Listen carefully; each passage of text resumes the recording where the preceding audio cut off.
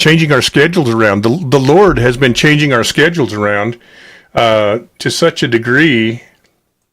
Turn that thing off. That we're just trying to figure out where we are on some things. There's so many amazing things that God is doing. He's changing priorities. He's changing schedules. He's changing some of the things that we're engaged in, and it's an awesome place to be.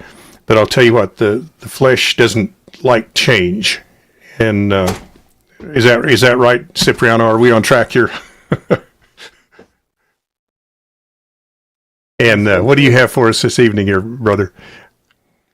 Well, you know, I'd always like to get through this first part of the series, the new part of the year. So, you know, we talked about some governments and what governments, how they're created and why they're created. Then we talked about the first part of course, we went to the Declaration of Independence. Last week, we played the first part of the Constitution. So today we're going to play the second part of the Constitution. But one thing I always like to remind us is where all this is coming from and why. You know, when we look like at the Liberty Bell, and you would find that the Liberty Bell actually has a scripture on it. It's Leviticus 25:10, and it goes like this: proclaim liberty throughout all the land unto all the inhabitants thereof. Then we go to the Declaration of Independence, and we find that in Romans 8:2. And the Constitution of the United States, we find it in Deuteronomy 5:1. The Bill of Rights are in actually John 8:36. So if you look at those scriptures, you're going to reference why they actually created the documents we created. So now we're going to go and play this little clip, about a 15-minute clip roughly, and that's actually it's about an 8-minute clip, a little over 8, about the Constitution. So let's go to that.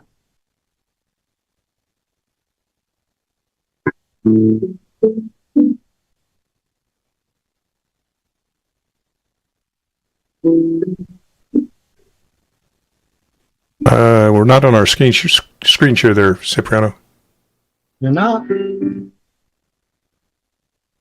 try it again. How's that? There you go. That's it.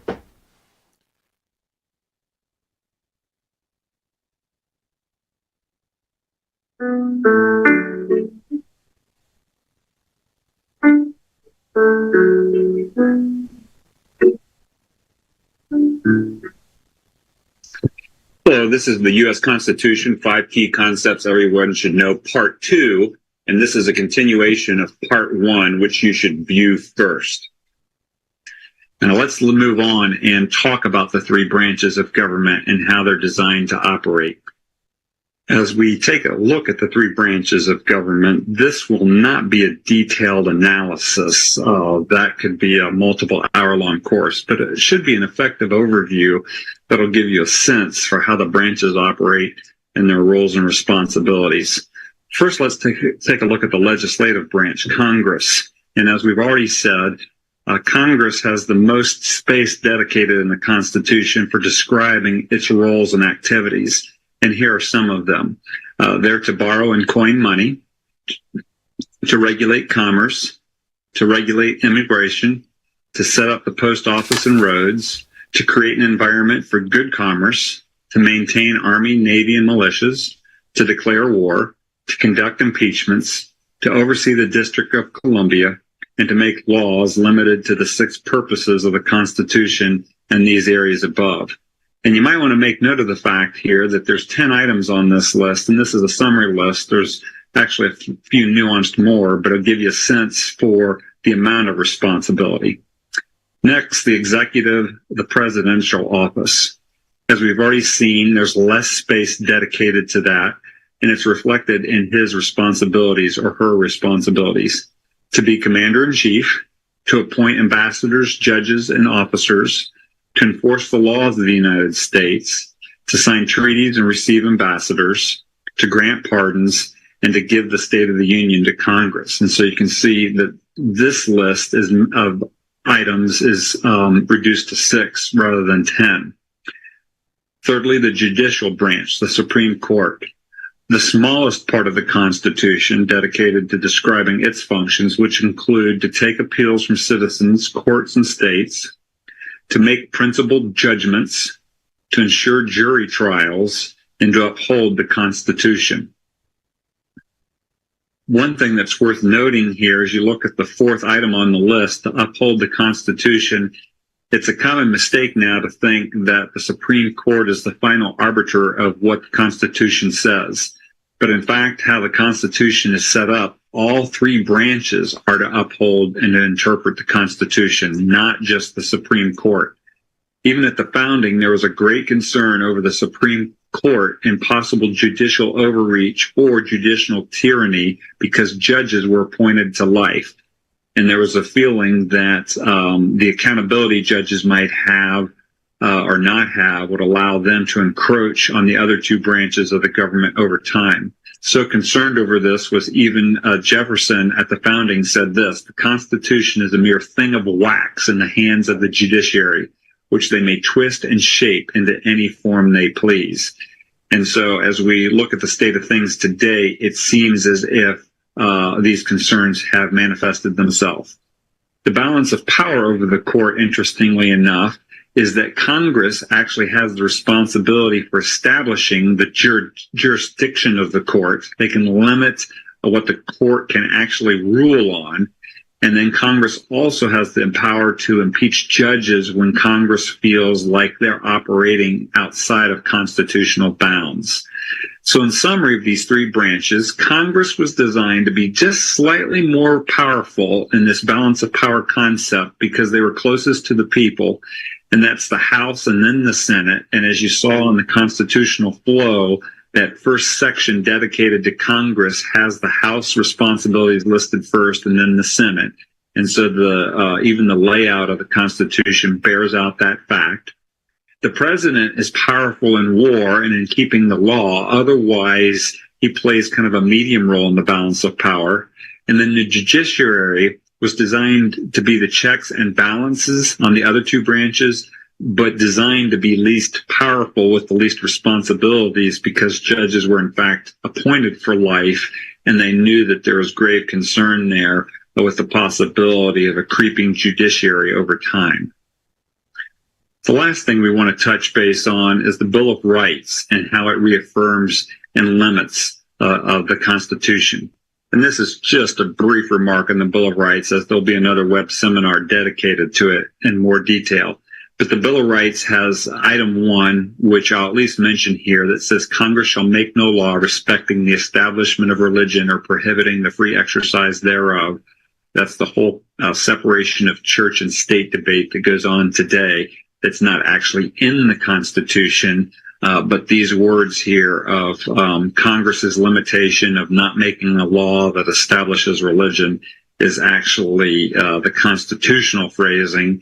And then in this first item of the Bill of Rights is also given the freedom of speech and freedom of press, although I don't have it in its original language here. What I want to make most note of here is Article 10 of the Bill of Rights, the 10th item on the list. And it says this: the powers not delegated to the United States are reserved for the states, respectively, or the people. So in other words, if the first 52 words don't define, or the first 52 words do define the limits and guides of how Congress, the president, and the judiciary should act, and then each of those branches of government have their list of responsibilities, but anything beyond that are responsibilities of either the states or ultimately the people themselves.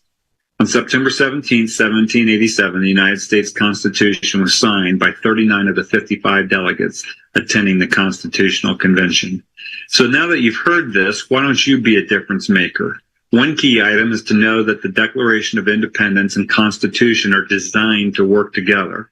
Ask people if they know how the Declaration of Independence and Constitution work together. If they don't, tell them. Also, ask people if they know the first 52 words of the Constitution that limits and guides the whole rest of the document. If they don't, share that with them.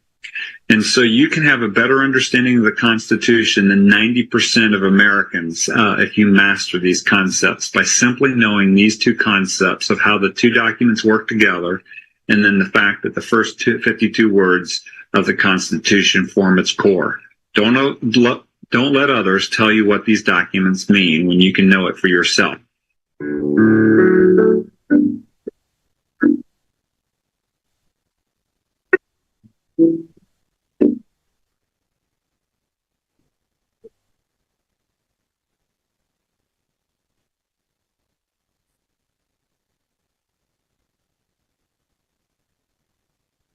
Okay, so there we are. Now we just talked about part two.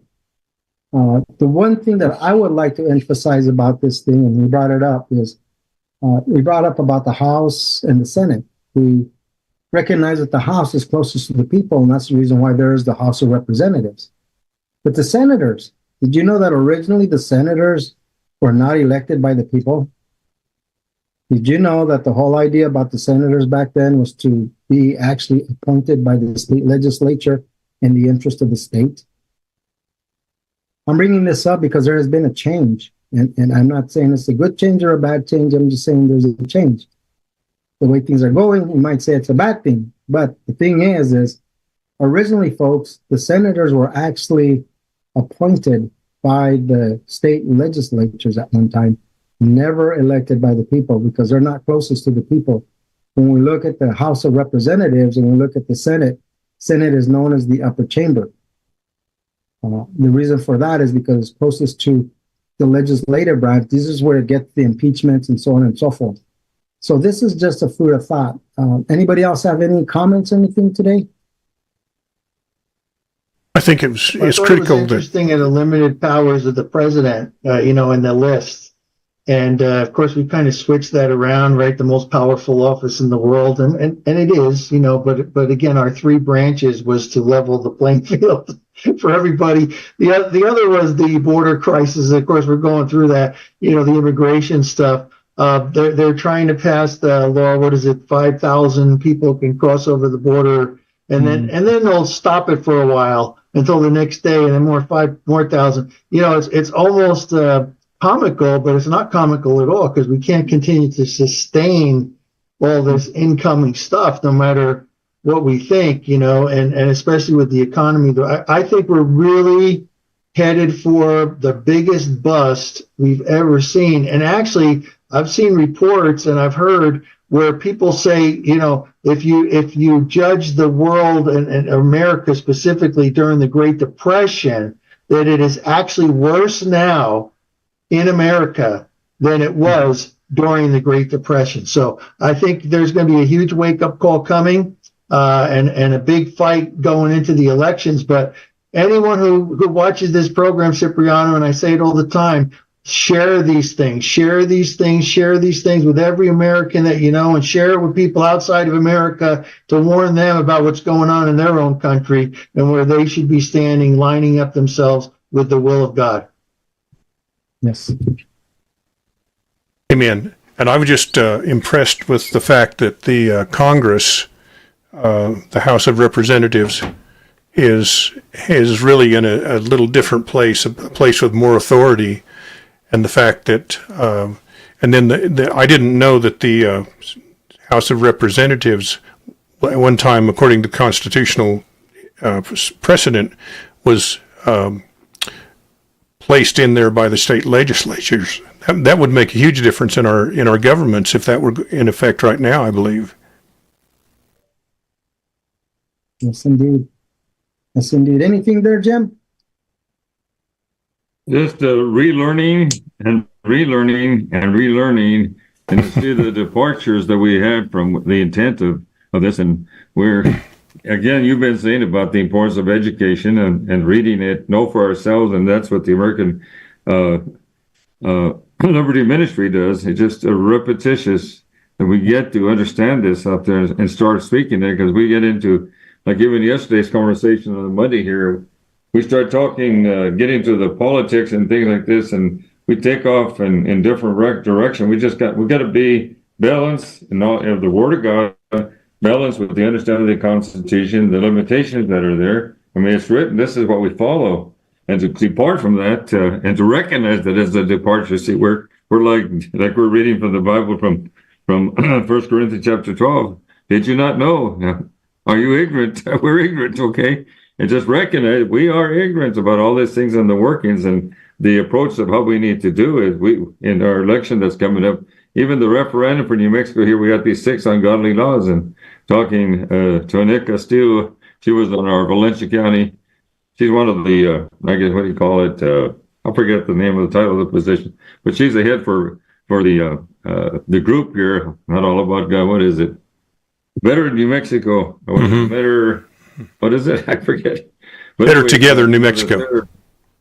They're working, still trying to get enough signatures for this referendum. I mean, they're following the process that has been designed, but yet we're still not there. And you look at the time, it's now February, it was January now, and now we're into February. We got until, I think, June 15th or something, or 20th to get enough signatures to put this on the ballot. It talks of an apathetic, ignorant governance, I guess you call it, say we're people, that citizens that don't know what's going on. We got to wake them up. And this is a step that you're doing, Cipriano. I always appreciate your stance. Hi, David. I don't see Gloria, but David's there. Pastor David Ramirez. Good to see you, brother. So one of the other little key things I wanted to talk about was about what actually Mark touched on, but I added as a note. If you look at that list for the president, he's actually supposed to obey the Constitution. So we've already have laws, immigration laws. Mm-hmm. This other stuff is not necessary. If we just follow them, we wouldn't have a problem. That's what actually President Trump did. He followed the law. And those that wanted to come in, they had to come in a certain way and not just let everybody come in and then decide what we're going to do with them. That was not the law. So the key is what you're talking about is, my people perish for lack of knowledge. Well, this is the knowledge we need to know so that we can let our representatives know what the problem is. Because it's really sad to hear these statistics and these polls that 58% of the people know more about the Constitution than some of our representatives, who have been estimated to only be 34% that knows. What does that say about those who are making laws? We're bringing people in that don't know the Constitution and don't know our laws, and so they're making it up as they go because somebody's telling them, I'll do this and do that, when they have not really themselves read the Constitution, the words of these constitutions and what they mean, and gone to the proper people to ask what it really means. And it's really a shame because this is what we're coming to. But this is why we need to educate ourselves, and we need to be kind and come in peace and educate our fellow man, those who are in office. Let them know what's going on so that hopefully things will change. We just keep praying, and God is awesome. We know that. And there's a reason why the plan is going the way it's going. And so my trust is in him. I always like to go to that Proverbs, 3, 5, and 6. Trust in the Lord with all my heart, with all my soul, with all my might, and not on my own understanding, and he'll direct our path. And I tell you what, when we all get united and do this, things get changed, and get changed for the better. Any other comments? David, how you doing? You got any comments, any thoughts? Yeah, that we're motivated. We're getting there. Motivated and above ground, and God is doing something. Amen. It's good to see you, David. Sorry, I didn't hear that. How you doing, Jim, Pastor Jim and Toya?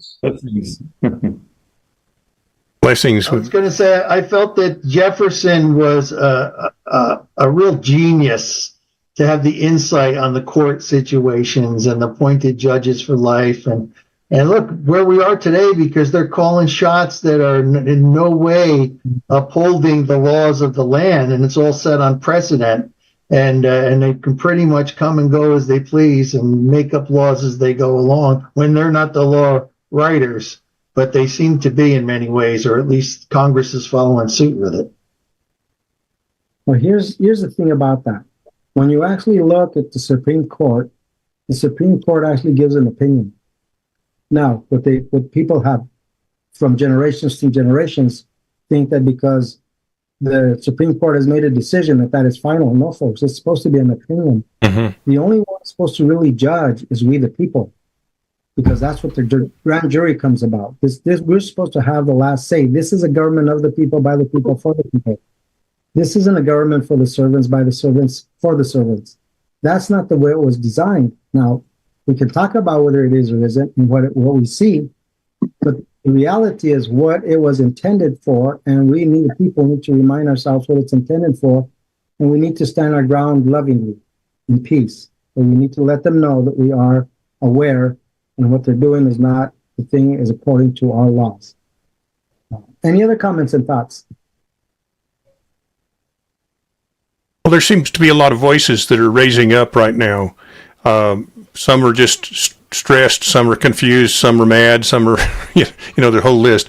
But there's been a lot of people, I think, that are being moved by the truth, and they are seeing some of these things, and they are hopefully coming together, which is really strange for us Americans. We're all so independent. We don't need to come together, Same in the Christian realm.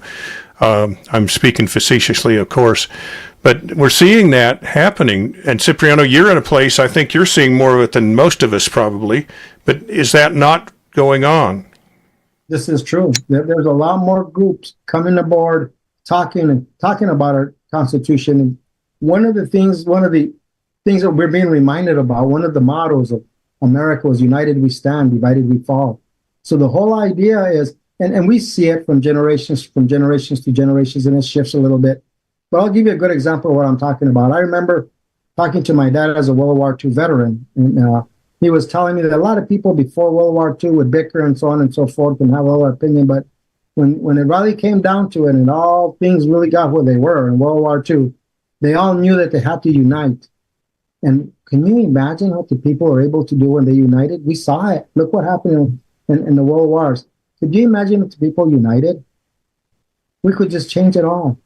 And all we need to do is just unite and come into that one flag that I call the appeal of heaven. And if we do that and trust in what's going on, this country, I can assure you, it's an awesome country. And I know for my heart, it's telling me that the Creator knows, and I don't know about it ever folding. I really don't. We may have to go through some hard stuff and really get a little bit messy. I mean, we've gone through a civil war, but guess we came out of it.